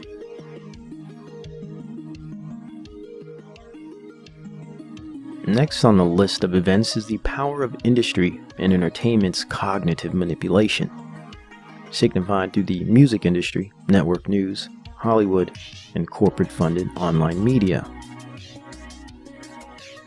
Here we find the true battleground for mind and spirit of humankind. Mobilized and propagated through the tools of technopoly, the populace's passions are seized, and it willfully chooses its master, vacuous and rabid, lying down its life for the onerous task of death. Let us also consider the event of epistemology. Though technology media plays a huge role in that regard, the academic system has remained as a destructive force within the path of rational and virtuous human development. We can consider the negative effect of compulsory junk education systems that have moreover socialized and modified society instead of provided it in-depth learning capacities and classical and historical knowledge, and most importantly, a stabilizing foundation in the providence and truth of the Creator God and the finished work of Christ, through which mankind can understand, appreciate, and logically approach a fulfilling life. It moreover has remained as a statist system of humanist re-education facilities set out to manufacture uniform social groups and populations of malleable, predictable, basic functioning things instead of actual living people with sincere character and understanding, spirit, and authentic personage. Lastly, and I would say of most importance, this idea leads us directly to the concept of personal worldview, philosophical position or value system of the individual, that which comprises the self, the root and starting point of it all. As they say, if you knew better, you would do better. But it seems today we know more than we ever have. The information age has granted us intellectual license to dictate reality as we see it. Yet we still choose to behave in ways that are counterproductive to life and contradictory to what is right, moral, rational, and true. Have we learned to behave this way? Or has it always been part of the fallen nature of man? To put it another way, is family, society, technology, or culture creating a generational pool of narcissistic personalities? Or is the human by its nature, and when given conducive environmental conditions, inherently susceptible to pathological patterns of narcissism? Though a clear relationship between the two is present, the latter appears to be of deepest truth and evidence for our condition today. Hence our day of man being a lover of himself, a lover of pleasure rather than God. Covetous and proud in their affections, here we live in a fallen world amidst its inhabitants of fallen nature that are routinely encouraged to be self-conscious and practice a labored self-scrutiny that destroys any semblance of authenticity, any glimmer of spontaneity. All becomes a trite performance, to compete, to subsist, to exist. We all dance together trying to impress each other, yet despise and ignore one another's presence in fear of losing step of a perceived status or value. A plastic wall divides us all, further blinding our gaze and exaggerating our gait. We move with purpose, with the purpose of moving others, in which does the opposite of bringing them closer, by moving them further away. All of us actors and spectators alike live surrounded by mirrors. Advertising, technology, and entertainment manipulates and handles these mirrors. As cracked and worn as they are, since children they are all that life has seemed to be worth. As they say, you only live once, and since nothing truly matters, you might as well fake it till you make it, while ignoring the fact that what is effectively made is ostensibly fake. We live in a day when the creation disputes the Creator is the highest form of being. Stripped of its tenets, simply being merely becomes creative, and the creation of the false self becomes the highest form of creativity.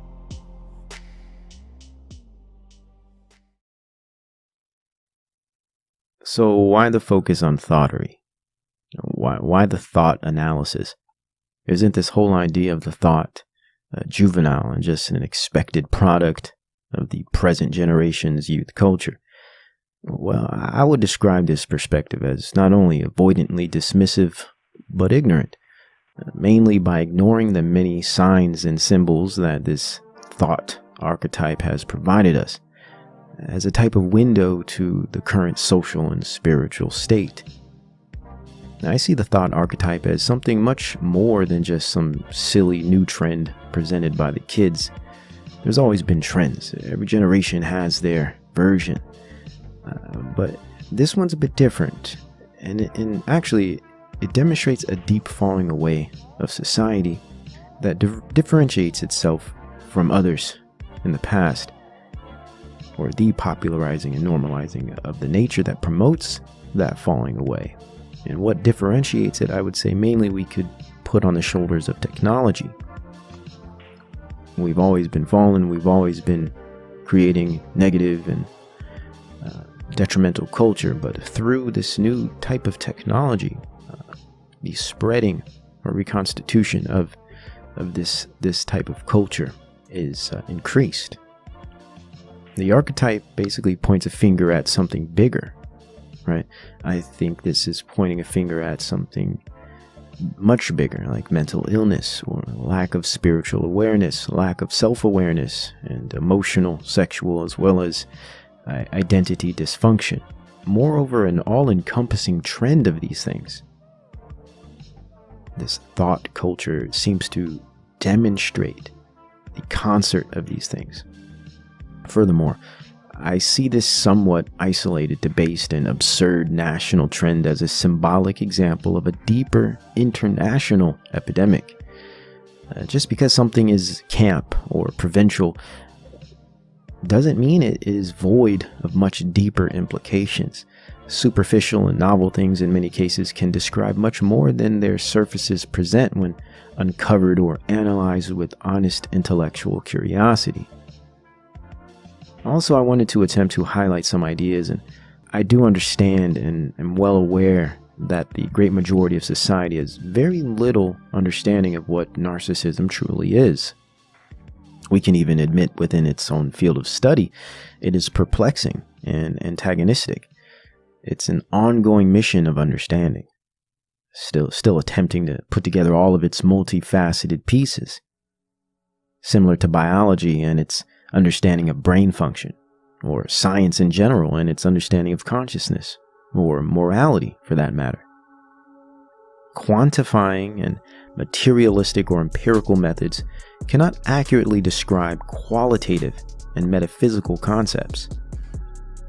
It is important to understand this, mainly because today in our contemporary state, these quantifying methods are all that are utilized and appropriated.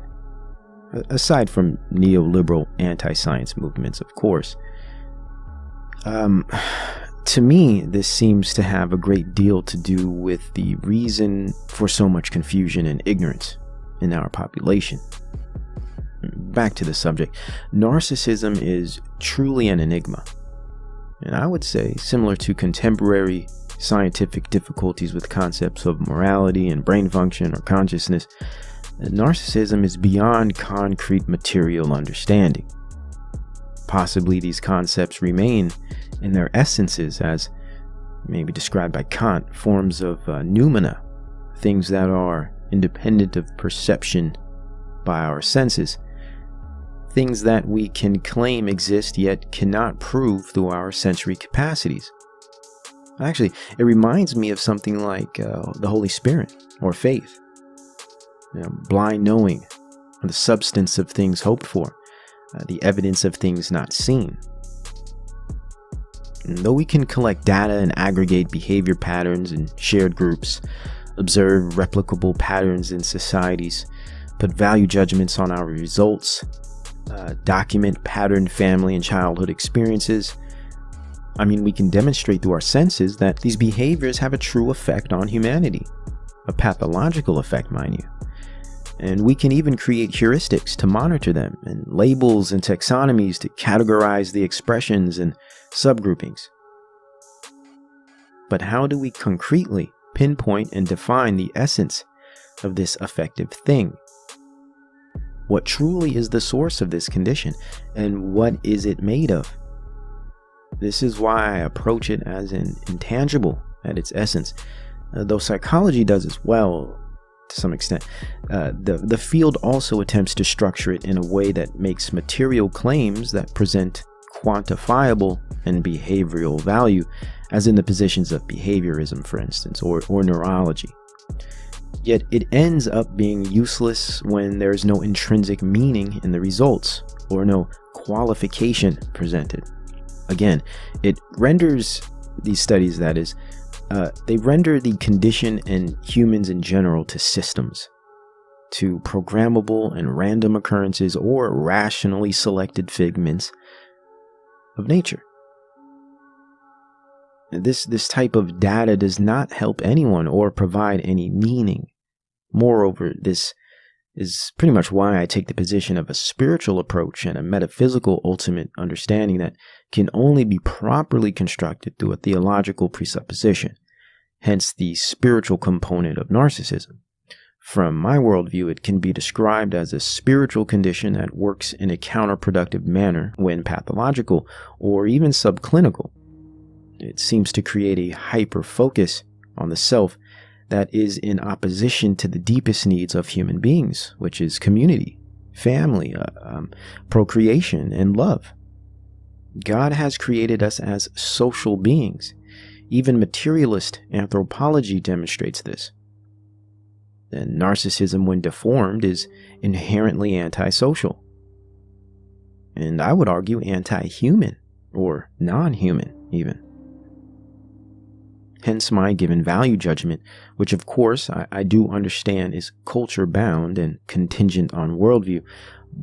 But by not taking this secular position, I make the claim that there is one truth, an absolute morality, one God, one faith, and a specific meta-narrative that has provided our condition and its ends. So, well, therefore I have the right, logically, to place my value judgments. Whether you agree, that's based on opinion. Just trying to qualify my reasoning behind claiming narcissism in it of itself is a negative or bad thing.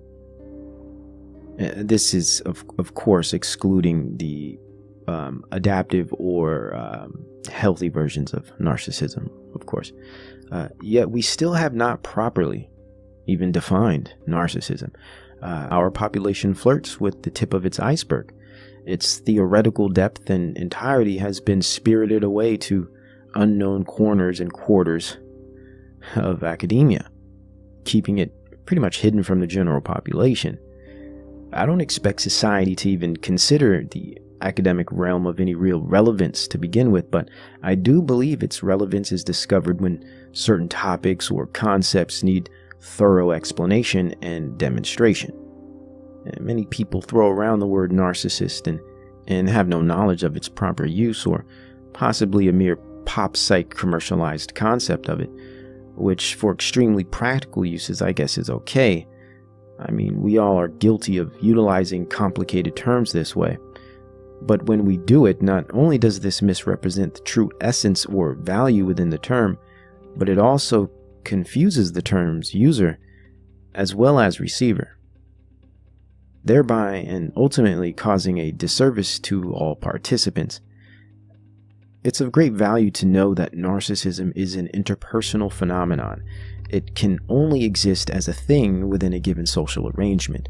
For instance, it is a result and motivator of interactions between people.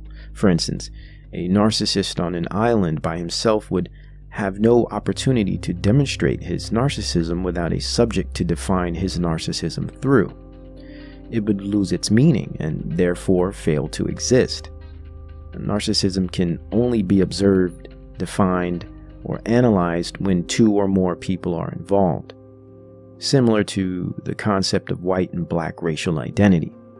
White identity cannot exist in it of itself without its counterpart to give it definition through its difference, which is blackness.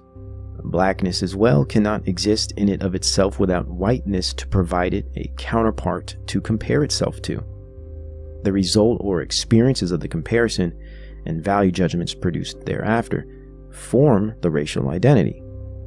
They are inherently reactionary and codependent, which defines succinctly the nature of narcissism.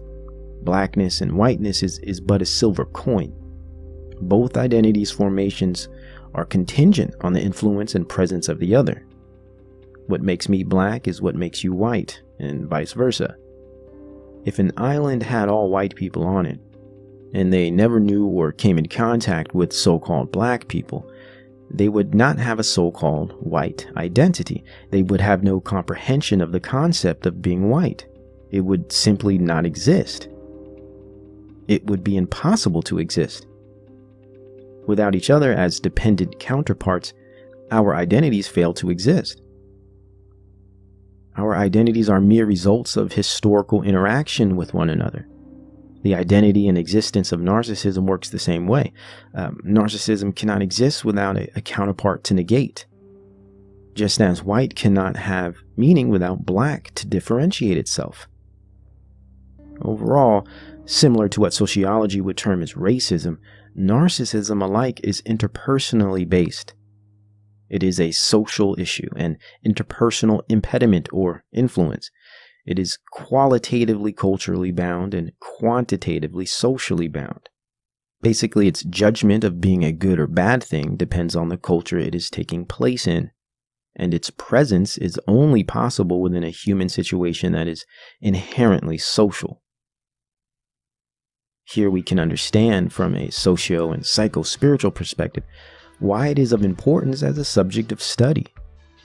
If you want to understand people or human interaction in general, one cannot even begin to develop that understanding without considering the concept of narcissism. I am basically saying that narcissism is not merely a psychological subject. It is sociological inherently, yet at its base, it is a problem of theological proportions, a disconnect from God, the Holy Spirit, or noumena, results in a schism, a sensory fixation that turns inward and enslaves one's understanding and actions. In result, you get a person without meaning and stability, one that's codependent not merely on others but the manipulation of them, all in a fearful response to an unknown that has been discarded and exchanged for a familiar known, exchanging God for self. A familiar known, also known as a malignant self-love, that is actually a disguised self-hate. A self-hate that could have only been created by way of an interaction with an other. An interpersonal trauma that has resulted in a self-inflicting one. An adaptive behavior that becomes pathological and maladaptive. Self-refuting and insatiable. This is my view of narcissism thus far. As a continuum and enigma, it may not be well understood, but its effect is extremely socially and spiritually influential. Yes, narcissism, as it is described in research literature, is a continuum. I like to break down that continuum or spectrum into three parts. Healthy narcissism, adaptive or subclinical narcissism, and pathological with malignancy at its extreme. This continuum is best described by the studies of Paulus and Williams of 2002 and Wallace and Baumeister of 2002. Though most clinical studies for a concrete scientific structure of narcissism has yet to be produced, its analysis and study as a social and psychological condition has generated demonstrably useful understandings of human experience, family dynamics, society or social relations, and the individual. So we can start with healthy narcissism. I personally do not like this term or categorization because I see it as describing what we would call simple confidence, or what I prefer to posit as rational positive self-regard. It's rational to positively regard oneself within reason. This is protective, productive, and ensures preservation. All things that reassure the existence of human conditions. When experienced in light of truth, morality, and of course God, it is an example of the ideal form of narcissism, if one is to assume such a thing exists. Through a healthy sense of narcissism, we find vast amounts of creativity, balance, vigor, discipline, and zest for life. We all contain this capacity for healthy narcissism. It's human nature, though we all do not express it well, or its capacity has become inverted or exaggerated. And this is when the next level within the spectrum is revealed through adaptive and subclinical narcissism. Yet again, another young artist dies at the hand of pharmakia. Juice WRLD, another typical and factory-like produced image of degeneracy and despair, a perfect example of what postmodern culture provides in an artist: death. Like most artists in this realm, drug abuse, dysfunctional interpersonal relations, depression, and ultimately nihilism is put to drippy melodies of melodic and hypnotizing design, providing nothing more than a message of despair, confusion, and emptiness. A good question could be, why and how has this type of music become so popular? Why are these types of dark and empty messages so accepted? And why is it that all we are seeing in result of this type of music is death and the slow decay of our generations? I will attempt to provide answers to these questions. Let us dig in. Let's first distinguish two categories. One category being that of the entertainment artist, influencer, or celebrity, and the other being that of the general population, or average person, mainly of the millennial and Gen Z groups. I will utilize each of the two categories to paint a picture that demonstrates some reasons why we are seeing and experiencing these socio-cultural dilemmas of today. To start, there are two main concepts that I believe carry much of the weight when it comes to these dilemmas. One being nihilism, but more important and more specific to what we are seeing right now in our culture, is a concept that I would like to share called depersonalization. I believe a great deal of the problems we are seeing today regarding culture have to do with a mass illness and condition of depersonalization. What is depersonalization? And not to be confused with the type that can be conjured by poor sleep quality or bad diet, but the kind that is conjured via trauma, substance abuse, and psychological conditioning. Depersonalization can simply be described as an identity disturbance, distortion of self that produces enduring feelings of detachment or estrangement, causing confusion, anxiety, and depressive disorders. Let's start with the first category, entertainment artist / influencer. Narcissism plays an establishing role in all of this. We're living in a society today that cultivates narcissistic behavior in its culture, not merely through its superficial culture of cosmopolitan consumerism and viral celebrity, but mainly through its technological simulacra, or the social media hall of mirrors, in which no one really knows who they are and exist only to achieve the gaze of the other via screens, and systematically develop their false selves by attempting to get an audience to mirror their behaviors, as if people do not know they are real, until the other signifies their existence through a like. The endless battle to be seen, a structured colony of dancing and relapsing monkeys, artificial people that attempt to act real, and can only understand reality through a lens of memes. Thoughts and culture become minced and juxtaposed strata of memetics. Life becomes irony folded over itself to the point of existential absurdity. Actions and interests are mere mimicry. Self-esteem becomes an aesthetic. An identity is shopped for and purchased like winter sweaters. Subsequently, you will also find identities change with the seasons. Life becomes a dream, a corporate brand campaign with working nostrils, movie-like, and in many cases, completely virtual in digital format. Welcome to the year 2020. Entertainment artists like the late Juice WRLD and all the others only get to the position they are in through this level of lack of self and essential narcissism, the obsessive need to be seen and adored, revered for one's special uniqueness or talent. In other words, the spotlight, as it is so called, tends to be a haven for the narcissistic personality, like a moth to a flame. The pattern of this all is fairly simple. Of course, it all starts with a lack of God and a stable worldview, followed by abuse or trauma, usually in childhood. These children grow up with a hole within them, a void.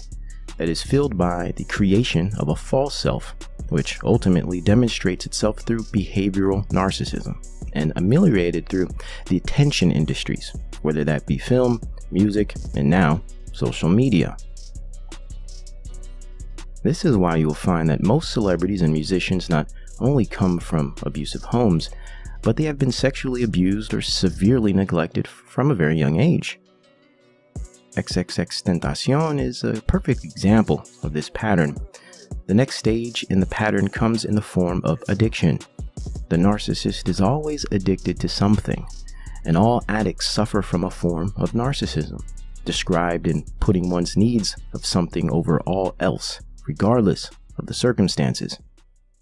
This is why you will find the majority of artists and musicians are heavily addicted to substance abuse and, of course, the accompanying sex addiction. This pattern is prevalent and very easy to spot. Attention, drugs, and sex tend to be the addictions the entertainment artist suffers from most. And it is essentially their lack of God and dis-ease of narcissism that brings them to this point, the point of a nihilistic worldview and a state of depersonalization. Here is where the real dilemma sets in.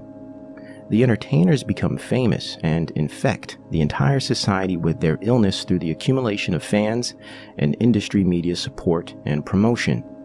We call this the enabling faction, that which normalizes, justifies, and lionizes mentally ill and spiritually corrupt personalities. From here, this is how culture is ultimately created, through the systematic formulation of these synchronistic processes. As they say, do it for the culture, or do it for the gram. If they only knew what those statements actually meant. But let us continue. So as we can see, mainstream entertainers become entertainers because they have a void within them that exaggerates the need for attention and recognition, a toxic desire and irrational need to be seen. Not merely seen, in fact, but famous or infamous.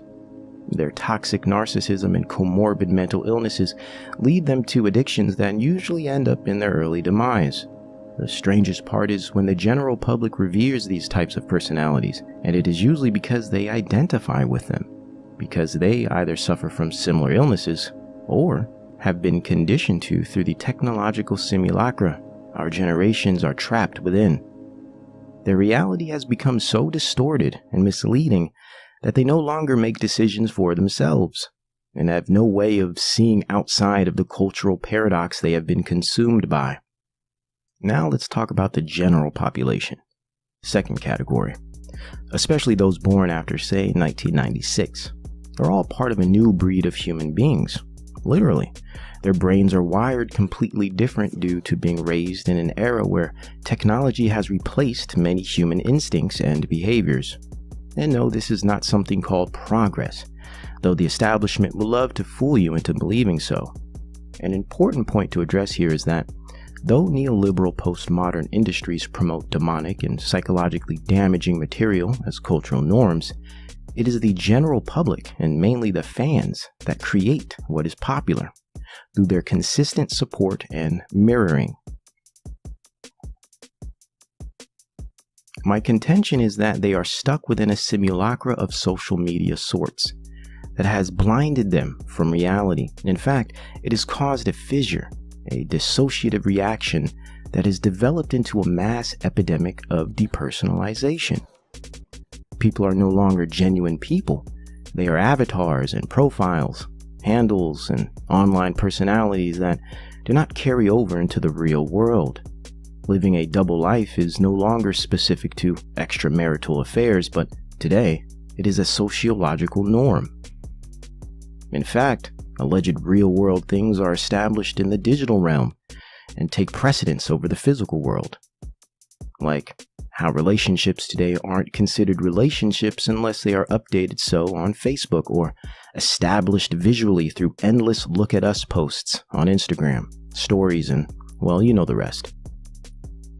Hereby, the actual physical relationship is ultimately less experienced than the experience of the attentional response given by the virtual audience that exists in the digital abyss.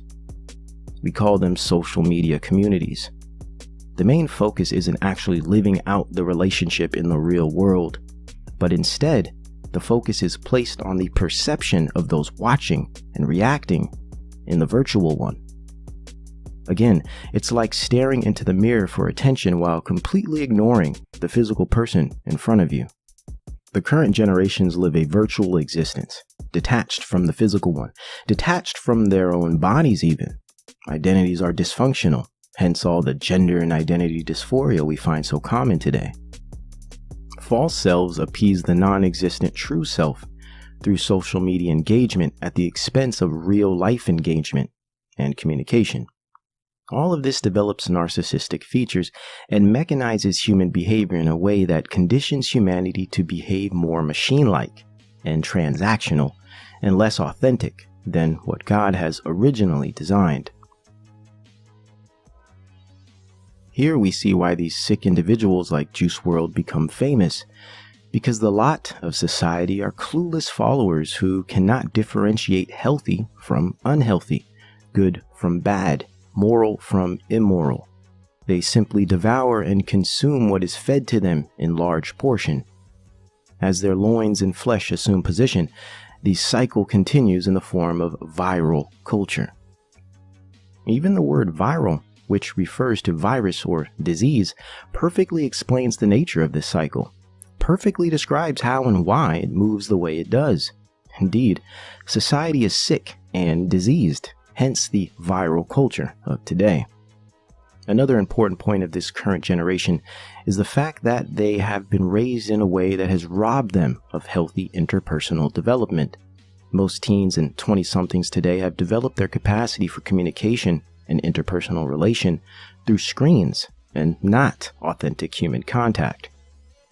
This dynamic has systematically restructured and rewired the human brain and has resulted in the depersonalized nature of society that we are witnessing today.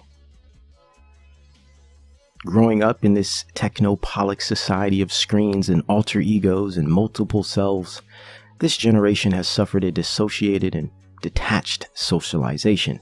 Mind you, this has never been tested prior, checked for safety or possible future results that may be negative. No, it was thrown on society like a blanket.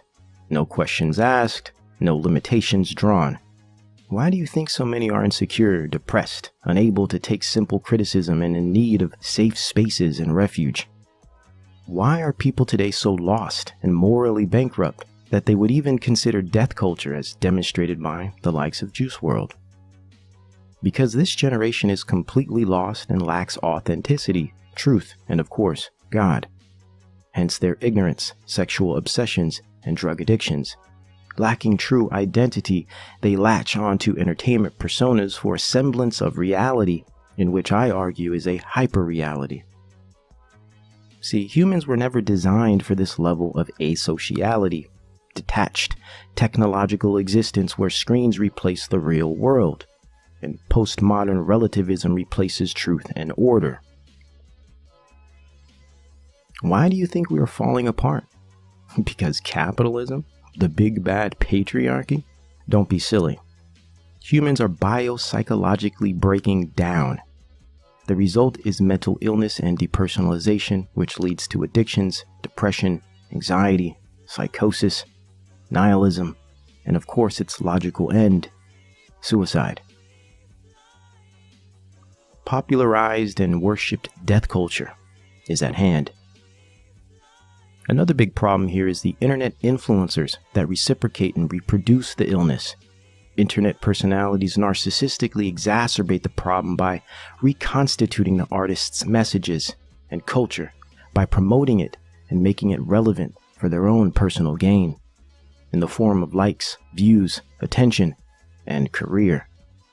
They popularize degenerate mental patients for the sake of nothing more than cultural popularity and vapid virality,